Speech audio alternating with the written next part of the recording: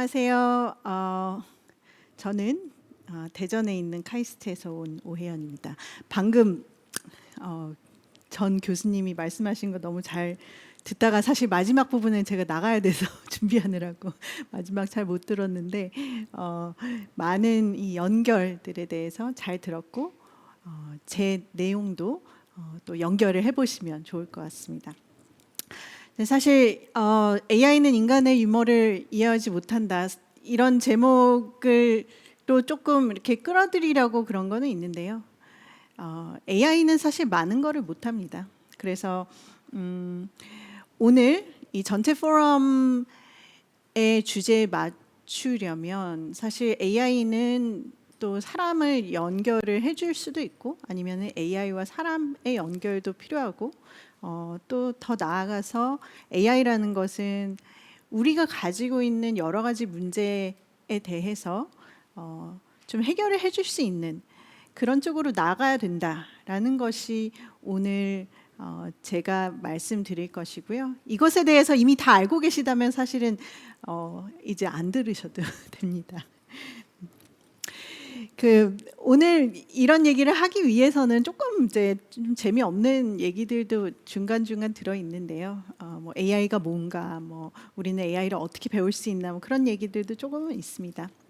그래서 처음에 이제 인공지능이란 무엇일까? 사실 아마도 이제 지금 여기 앉아 계시는 분들 중에서는 인공지능이 뭔지 전혀 모르시는 분들은 없을 것 같고요. 이거를 이제 온라인으로 듣고 계시는 분들도 인공지능이 뭔지 많이 들어보셨을 거예요. 그래서 좀 중요한 부분만 얘기를 하고 넘어가지 않을까 싶습니다. 여기 많은 분들이 글쎄 코딩도 해보셨을 것 같은데 제가 사실 이 슬라이드는 좀 준비를 할 때 약간 초중고 학생들을 위해서 준비를 한 것이라서 초중고 어린이들은 요새 이런 마인크래프트나 이런 재미있는 걸로 코딩을 배우고 있습니다.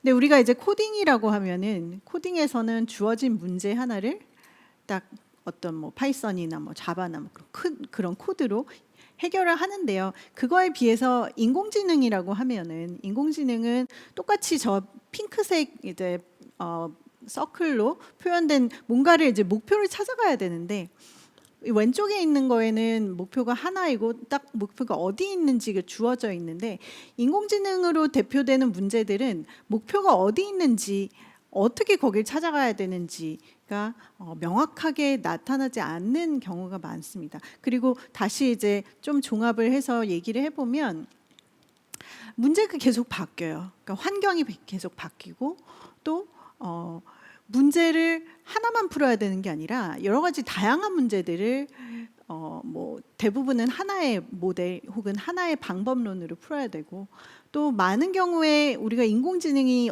좀 어렵다 그냥 예전에 하던 프로그래밍보다 어렵다라고 하는 이유는 오류가 굉장히 많기 때문입니다. 인풋에 오류가 많다라고 우리가 얘기를 하는데 사실 이거는 좀 어렵게 느껴질 수도 있지만 아니면 뭐 쉽게 느껴질 수도 있지만 인공지능이라는 거가 기존의 프로그래밍이랑 어떻게 다를까?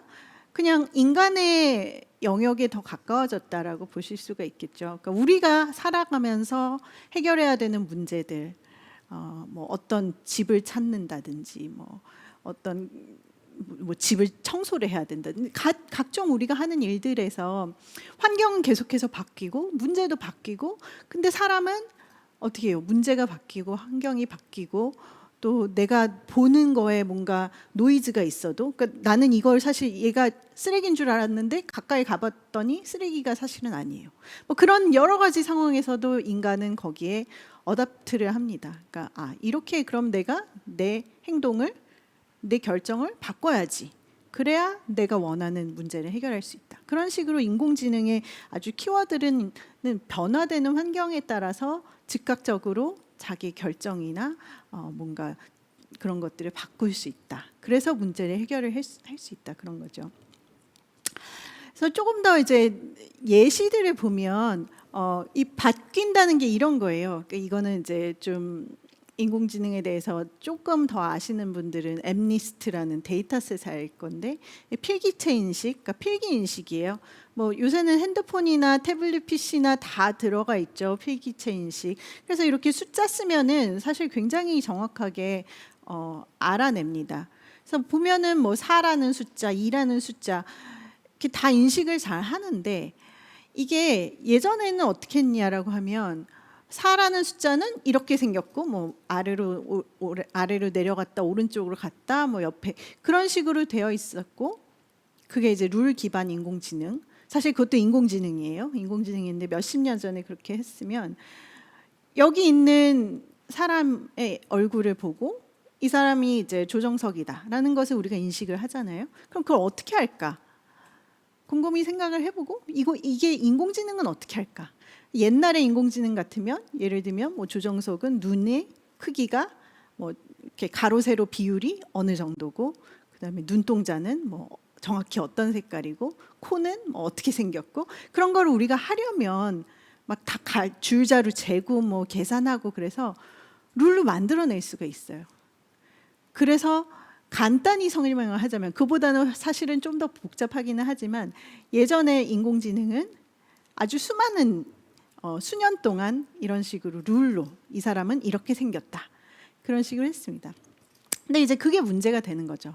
이 사람이 똑같은 사람인데 우리 다 이제 코로나 시대에서 마스크 쓰고 뭐 이렇게 안경도 쓰고 고글도 쓰고 뭐 머리에도 쓰고 그러는 경우에도 물론 사람도 어려워지는데 그래도 사람들은 이 사람은 조정석이네 알 수가 있습니다. 어떻게 하냐? 또 다시 이 바뀐 환경에 적응을 하는 그런 굉장히 우리 사람들은 지능적인 거죠.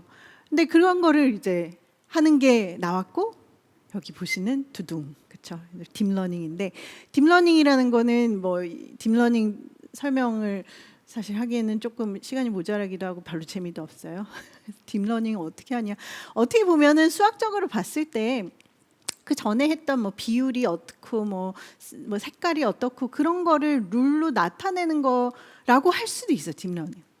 근데 그 룰이 예전에는 뭐 20개, 100개였다면 지금은 100만 개, 1000만 개라고 할 수도 있어요. 그리고 그 룰들이 뭔가 다 확률이 거기 붙어 있어요. 확률이 0.00003이라면 이렇고 0.00002라면 뭔가 다르고 그런 식으로 하고 그거를 여기 이제 보시면은 중간에 뭐 레이어 그렇게 되어 있는데 눈, 코, 입을 찾아내기 위해서 직선, 곡선을 처음에 찾아내고 그 다음에 눈, 코, 입을 찾고 그 다음에 얼굴 전체를 찾고 그런 식으로 뭔가 이렇게 계층이 들어가 있는 룰을 아주 수없이 아주 미세하게 찾아내는 그런 게 사실은 딥러닝이라고 보실 수도 있어요. 굉장히 이제 학교에 연구하시는 분들이 들으면 뭐 저렇게 설명을 해? 그럴 수도 있지만 간단하게 생각을 한다면 예시들로 좀 인공지능 뭔지 알아볼게요. 사실 그래서 이런 뭐 딥러닝이 너무 지금 발전 많이 했기 때문에 굉장히 우리가 많은 거를 할 수 있어요. 그래서 뭐 클로바에서 나온 이 스피커,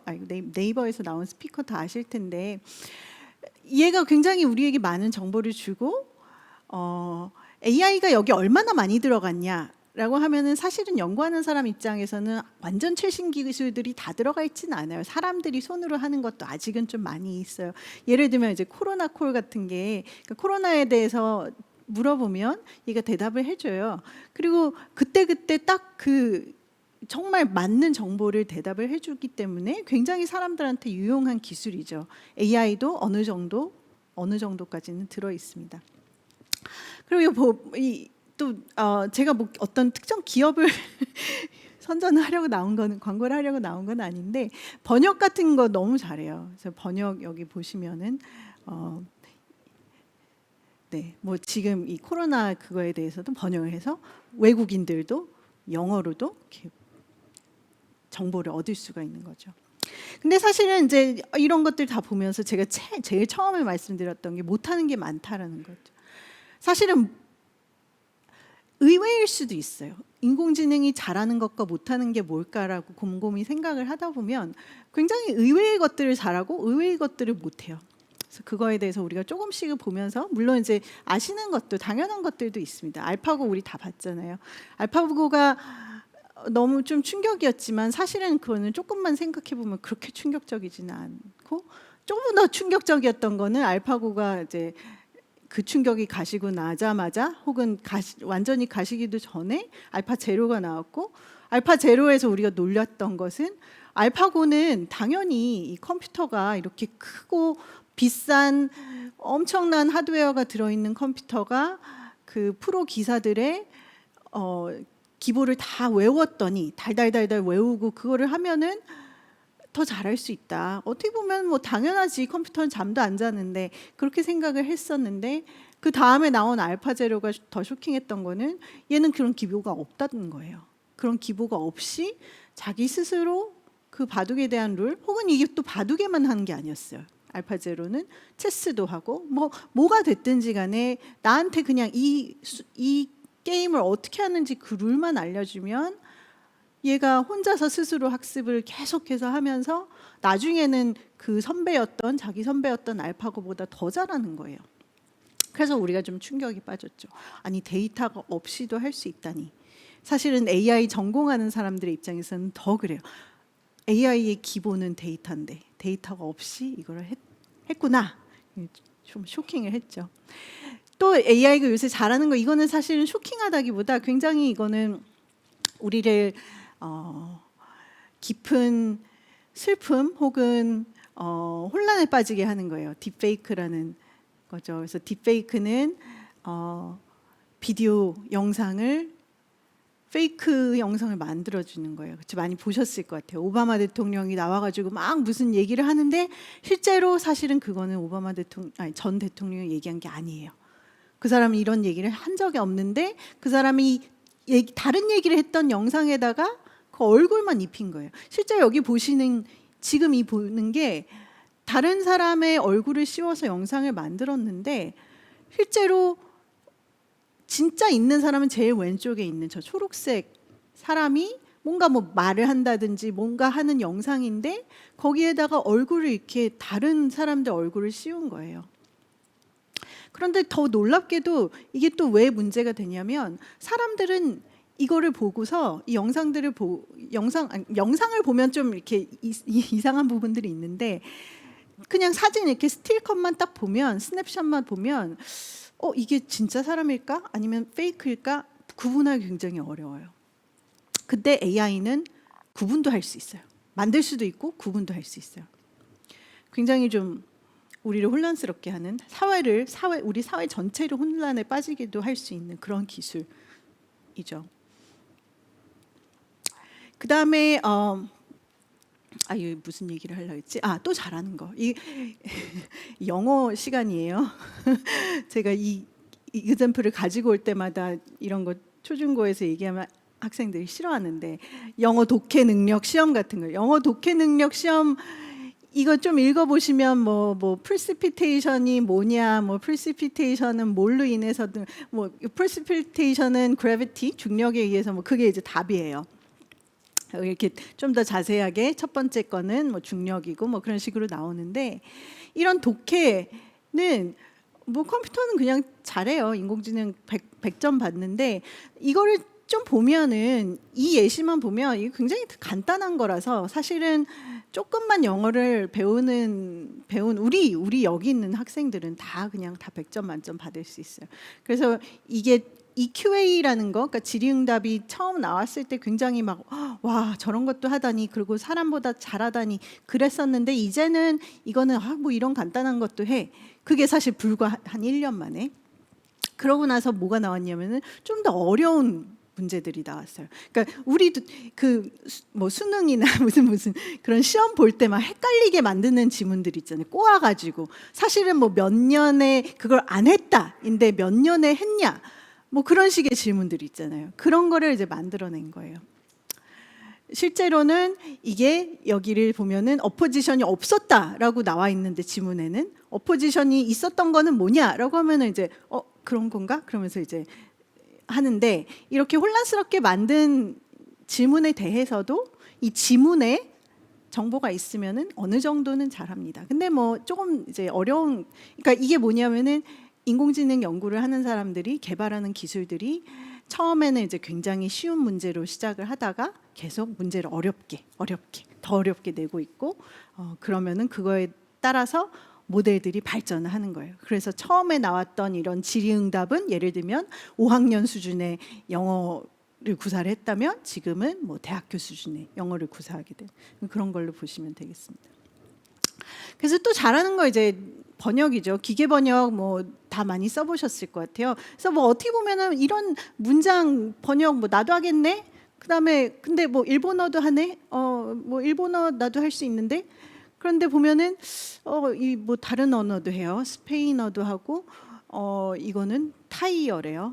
문자도 좀 우리에게는 굉장히 생소한 어떤 업체에 따라 다르겠지만 자동 번역을 사실은 사람은 뭐 정말 언어 잘하는 사람이 10개를 한다라고 하면 기계 번역은 뭐 200개 뭐 그렇게 하는 거예요.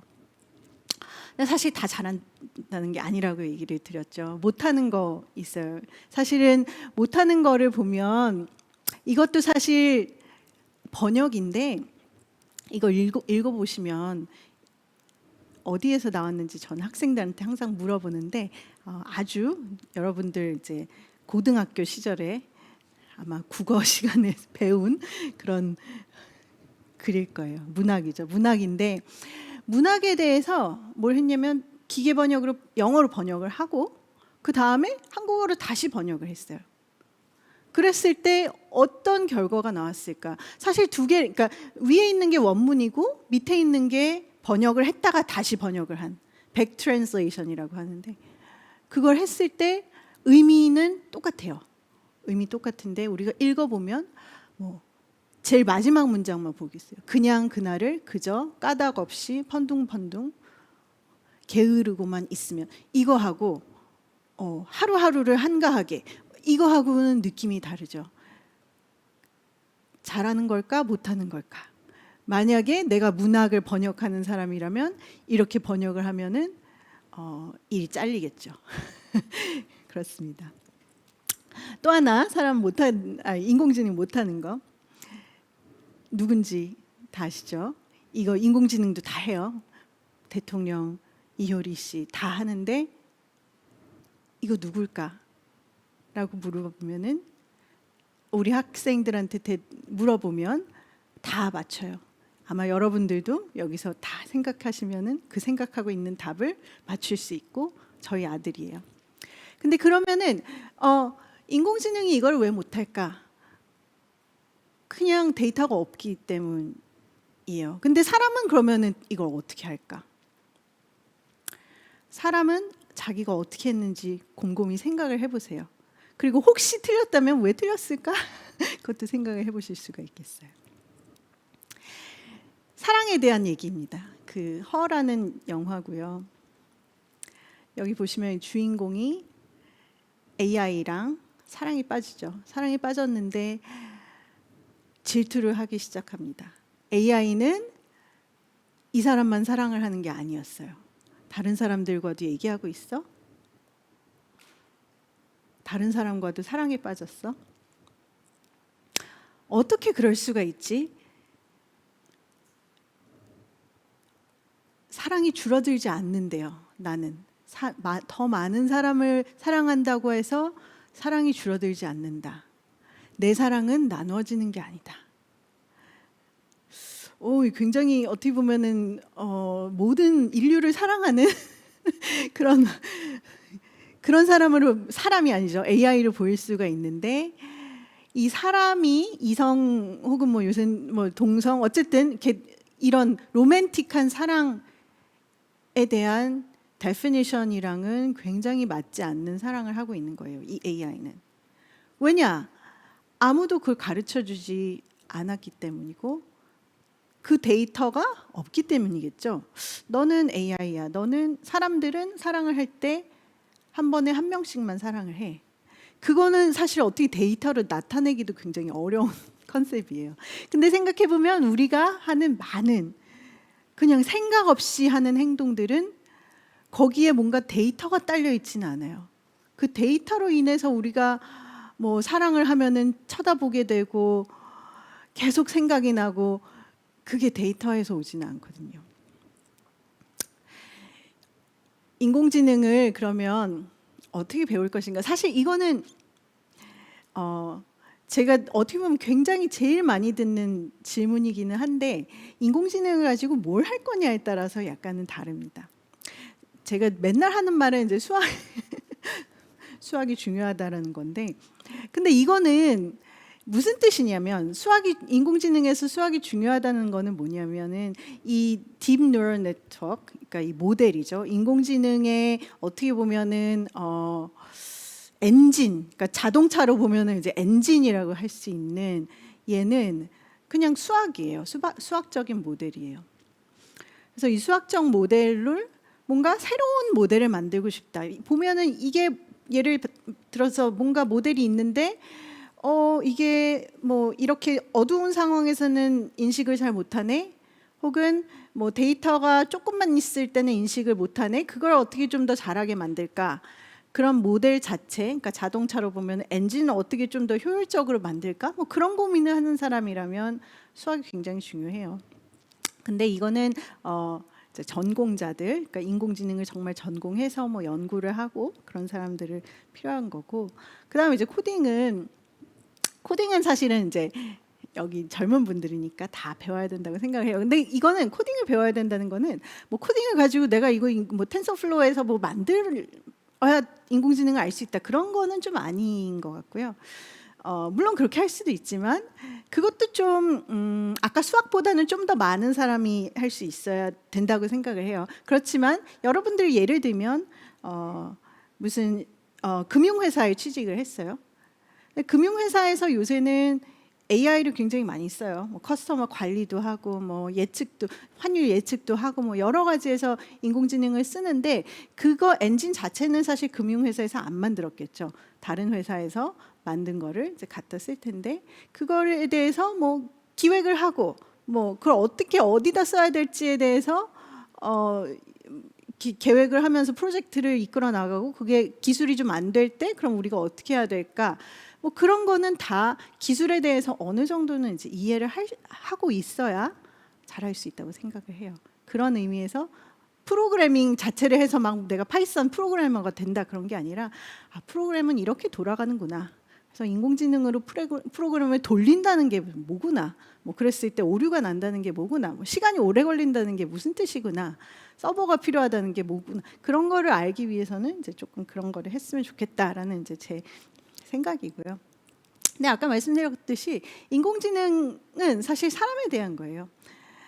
여기에서 조금 덧붙이자면 요새는 이제 동물의 지능 혹은 동물의 움직임 뭐 그런 거에 대해서 연구를 하시는 분들도 많아요. 그리고 어떻게 보면 어떤 동물들은 인간보다 어떤 영역에서는 더 이제 지능적인 행동을 한다고 볼 수도 있고, 그렇지만 오늘 이제 사람에 대해서 얘기를 한다면, 사람의 지능에 대해서 얘기를 한다면 아까 봤던 이런 거, 이거 어떻게 했을까요? 이거는 사람을 이해를 하기 때문에, 그러니까 여러분들이 저를 이해를 하기 때문에 이 사람은 뭐 저 정도 나이에 아이가 있을 것 같은 그렇게 보이고, 뭐 우리가 이런 사회적인 그런 약속도 있죠.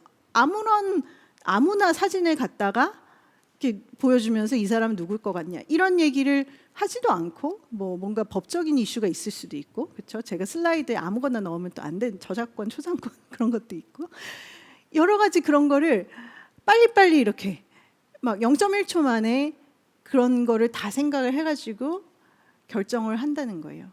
근데 그거를 뒷받침하는 그 우리 깊은 속에는 뭐가 있냐? 타인에 대한 관심이에요. 관심, 이해, 뭐 공감, 뭐 그런 굉장히 인문학적인 단어들, 그렇죠? 그래서 이게 왜 중요하냐? 왜냐하면은 인공지능은 사실 이걸 못 하거든요. 제가 말씀드렸지. 왜냐하면 데이터가 없기 때문에. 데이터가 없으면 못 하는데, 그럼 데이터가 없는 상황에서도 사람들은 지능적인 행동을 하는데, 인공지능에서 데이터가 없거나 아주 적을 때 어떻게 더 잘하는 인공지능을 만들 것이냐. 그게 이제 전문 용어로 요새는 제로샷 러닝이라고 해요. 제로 그 0, 아니면 퓨샷 러닝이라고 하는데, 퓨샷은 아주 적은 양 있을 때 어떻게 할 것이냐. 그럼 많은 경우에 물론 모델링으로 그거를 풀어내는 게 있지만, 그 모델링에는 이런 것들이 들어가 있어요. 그러니까 그럼 이런 걸 어떻게 모델링에 넣을 것이냐. 예를 들면 다른 사람에 대한 데이터를 막 학습한 다음에 이 사람한테 적용을 하는 그런 전이학습이란 트랜스퍼 러닝도 있고 뭐 여러 가지가 있는데, 그런 새로운 컨셉이 나오는 것의 백그라운드에는 인간과 사회를 관심 있게 바라보고 이해를 하는 게 들어가 있습니다.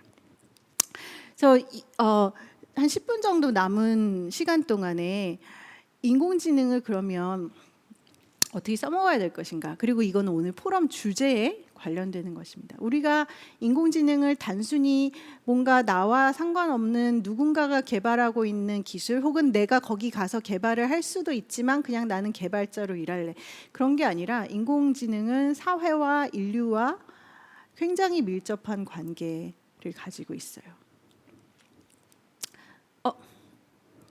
영상을 틀어주시면 좋겠습니다. 자, 이 영상을 틀어놓고 이게 볼륨도 나가는지 모르겠는데 사실 볼륨이 혹시 나간다면 꺼주셔도 되고요. 아, 네. 제가 이제 설명을 할게요. 컴패니언이라고 나와요. 컴패니언, 반려라는 거죠. 동물이 아니고 제가 요새 반려동물을 키워서 반려동물이 아니라 반려 로봇입니다. 그래서 여기 나오는 이 주인공은 이 이름은 이제 이 기술을 만드신 분이고, 이 영상은 어떤 사용자 시나리오를 보여드리는 건데 실제 사용을 하시는 분이에요. 실제 사용을 이 로봇 프로토타입을 사용을 하신 분이고, 이분은 이제 한쪽이 마비가 와서 이제 뇌졸중 같은 걸로 마비가 와서 보시면 이제 왼손을 굉장히 잘 쓰시는데 오른쪽에 손목에 뭘 차고 있죠. 오른손은 이제 잘 못 쓰시는 분이에요. 그러니까 마비가 왔다가 어느 정도 회복을 했는데 저렇게 뭘 잡으려다가 떨어뜨리고 로봇이 보고 있어요. 센서가 있기 때문에. 그러면서 로봇은 이렇게 다 보면서 이 사람한테 반려 로봇인데 뭘 하냐? 이제 운동을 하게 하는 거예요. 왜냐하면은 이 한쪽이 마비됐다가 재활하시는 분들은 그쪽을 계속 쓰게 해야 되는 그런 게 있는데, 사실은 우리도 그렇지만 내가 오른손잡이면 오른손을 계속 쓰고 왼손잡이면 왼손을 계속 쓰는 것처럼 이분들은 그게 훨씬 더 강한 거죠.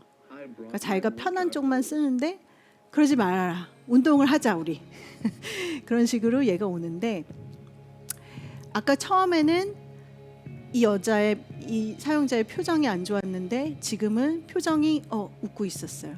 그러니까 로봇이 이제 운동을 해보자. 그러면서 운동을 할 때 계속해서 지켜보면서 이 사람의 표정이 어떤지. 그리고 여기 또 이제 나오는 거 보면 반려 로봇이라는 것은 사회적인 우리가 사회적 거리, 코로나 그런 거리두기 말고 사람과 사람이 같은 공간에 있었을 때 어느 정도 거리에 서 있어야 되나, 이 사람의 기분에 따라 그게 달라질 수가 있고요. 우리가 하고 있는 행동에 따라 그게 달라질 수가 있고, 당연히 관계에 따라서 달라질 수가 있어요.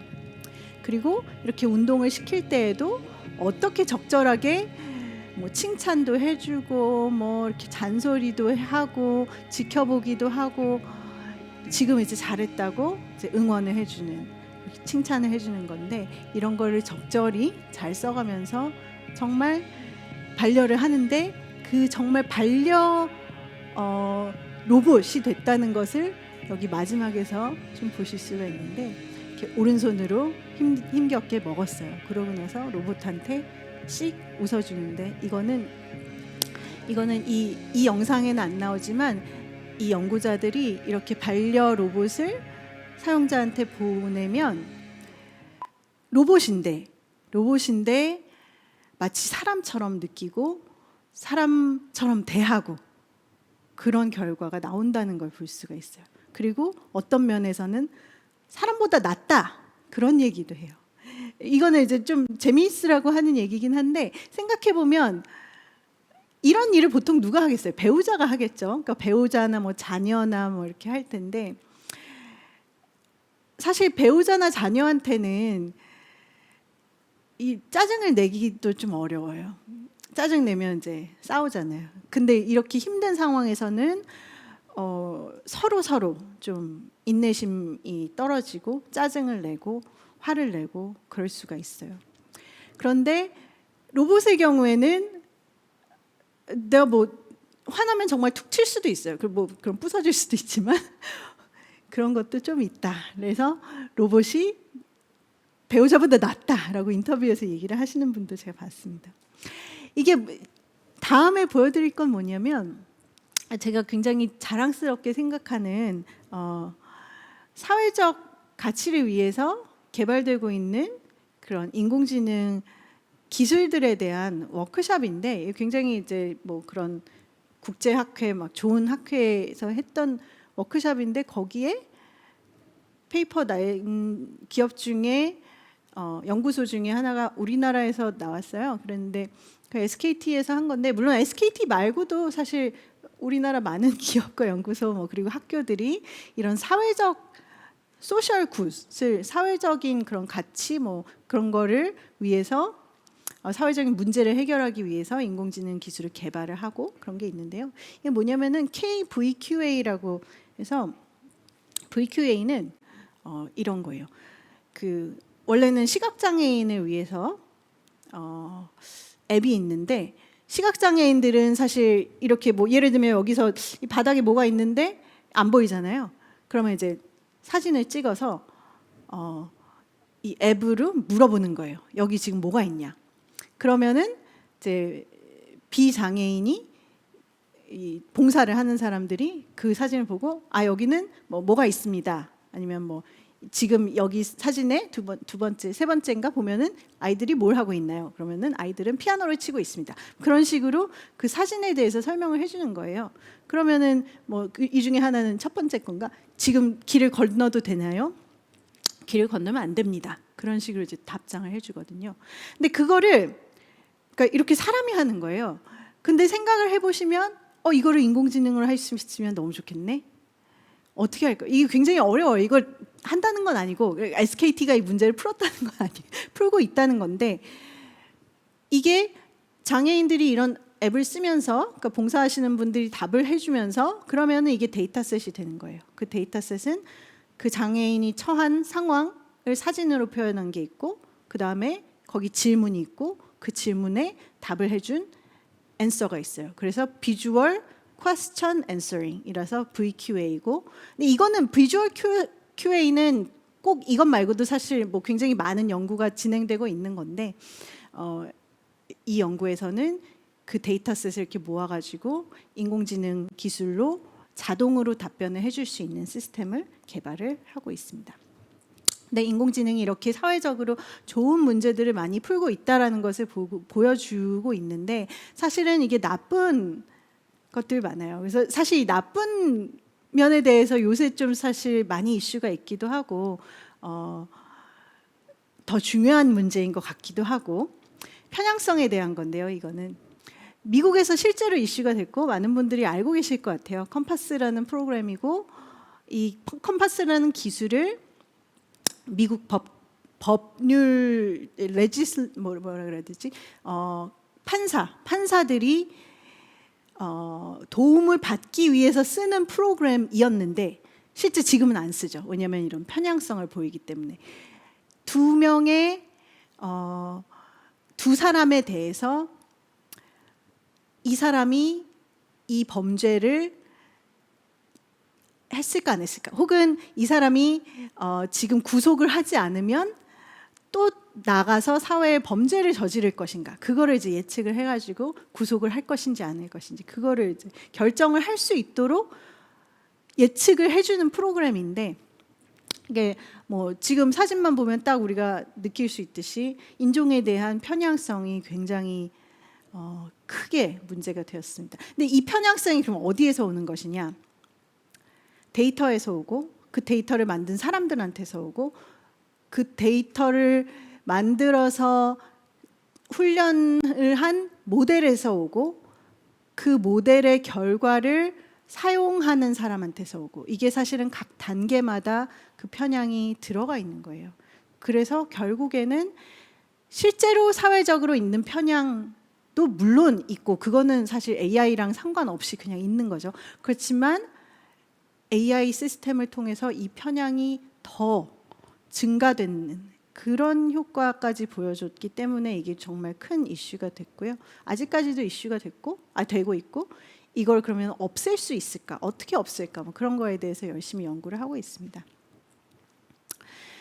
그래서 마지막으로 이 얘기를 하면서 이게 사실은 네 아재 개그에 보실 수 있듯이 미국에서 비가 내리면 뭐 이런 건데 뭐 예측을 하실 수 있겠죠. 미국에서 저는 사실 이거 보고서 하나 정도 맞췄어요. 근데 되게 좀 아재 개그라서 죄송한데 제가 이거를 보여드리는 이유는 인공지능은 이걸 못하기 때문에 뭐 사람의 유머를 인간의 유머를 인공지능은 이해할 수 없다라는 건 아니에요. 물론 지금은 이걸 이해 못하는데 사실은 인공지능 자연언어 처리 모델로 학습하면 이거 할 수 있어요. 그렇게 어려운 문제가 아니에요. 아재 개그 할 수 있고요. 그걸 만들어낼 수도 있을 거예요. 그러면은 이걸로 제가 무슨 얘기를 하려고 했냐. 사실 인공지능은 우리가 지금까지 제가 보여드린 모든 예시들이 사람들이 혹은 사회가 인공지능을 어떻게 툴로 써가지고 뭐 무슨 우리의 문제를 해결한다. 그런 식으로 제가 설명을 했는데 사실은 인공지능의 또 하나의 기능은 사람을 이해하는 거에 쓰이는 거예요. 사람들이 이런 아재 개그를 어떻게 만들어낼까? 이런 아재 개그는 왜 재미있을까? 혹은 왜 재미없을까? 그 인간의 지능, 우리의 생각, 우리의 편향, 우리의 감정 그런 것들을 이해할 수 있는 하나의 과학적인 툴이라고 보실 수 있습니다. 당연히 우리의 감정이라든지 아까 그 문학 작품에서 느껴오는 감동이라든지 그런 거를 인공지능만으로 해결할 수는 없어요. 저는 그런 얘기를 하는 건 아니지만 예전에 그런 인문학적인 관점에서 분석을 하고 뭐 연구를 하고 그랬다면 이제는 인공지능을 통해서 이걸 만들어 보면서 아, 사람들은 이렇게 하는 걸 수도 있겠구나. 그 시뮬레이션을 통해서도 그 과학의 발전에 기여를 할 수 있다라고 저는 생각을 하고요. 네, 그래서 여기까지 하고 마치겠습니다. 고맙습니다.